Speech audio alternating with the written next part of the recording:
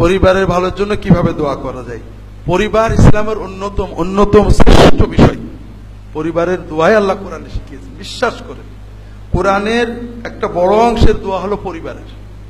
তার ভিতরে রব্বানা হাবলানা মিন আজওয়াজিনা ওয়া যুররিয়াতিনা কুররাতা আয়ুন সূরা ফুরকানের ৭৪ নম্বর আয়াতের দোয়াটা সবাই শিখে নেবেন।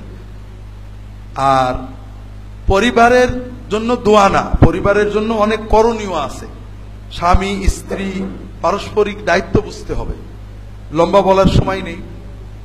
পরিবার নিয়ে অভিযোগ আমরা শুনি।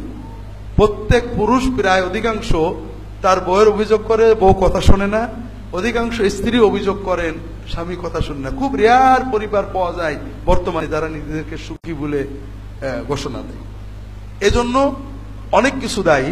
তার ভিতরে ব্যক্তি স্বাতন্ত্র্যবোধ। আমাদের আধুনিক সভ্যতা দুটো জিনিস দিয়েছে। এক হলো টিভি আছে না ঘরে ঘরে। টিভিতে যেগুলো দেখায় নির্মল বিনোদন, এর ভিতরে মল ভরা। সেটা কি? যেটা নাটক সিরিয়াল সব কিছুর বিষয় কি? স্বামী ভালো না অন্য লোকটা ভালো, শ্বশুর শাশুড়ি ভালো না অন্য লোকটা ভালো। মানে সকল বিনোদনের নাটক সিরিয়ালের বেসিকটা কি? একটা খারাপ লোক খারাপ কাজ করে। শেষ পর্যন্ত আমরা বিশ্বাস করতে বাধ্য হই লোকটা খারাপ কাজ করলেও খারাপ না। যেমন একটা মহিলা স্বামীর সংসার করতে চায় কিন্তু অন্য একটা পুরুষের ভালো লাগে, সে করতে চায় না, মন টানে।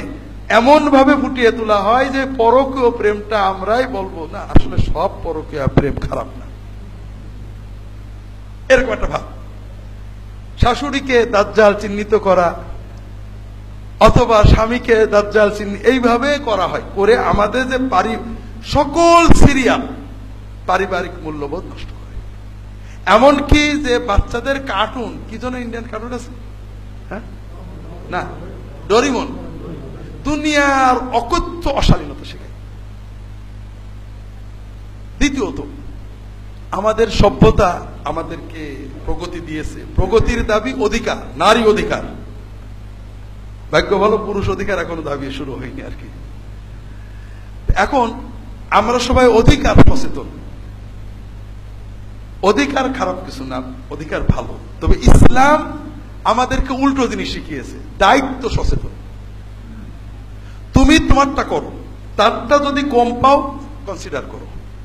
ইসলাম আমাদের কি বলেছে? তুমি যদি দায়িত্ব পালন না করো আল্লাহ তোমার ধরবে।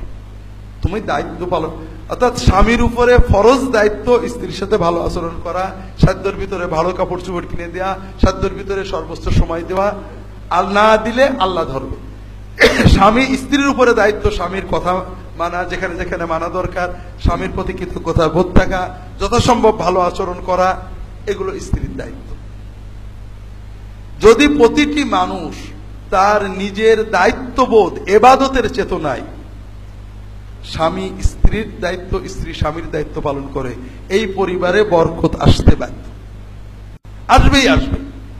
তৃতীয়ত সুন্নাত মোতাবেক পারিবারিক সময় দেবেন। বউ মানে রান্নার বোয়া না, আর স্বামী মানে বাজারের লোক না। এগুলো আপেক্ষিক কাজ। আপনারা প্রতিদিন কত সময় একসাথে খান, কত সময় একসাথে বসে গল্প করেন, এটা একটা বড় বিষয়। রাসূলুল্লাহ সাল্লাল্লাহু আলাইহি ওয়াসাল্লাম সবাইকে নিয়ে বউ বা নিয়ে না নিয়ে খেতেন না। কাজেই প্রতিদিন 3-4 বার 3 বার বা 4 একসাথে খাবেন, একসাথে গল্প করবেন, খাওয়া দাওয়া করবেন, অবসর সময় ছেলে মেয়েদের জন্য কাটাবেন। এগুলো সুন্নত হবে। এতে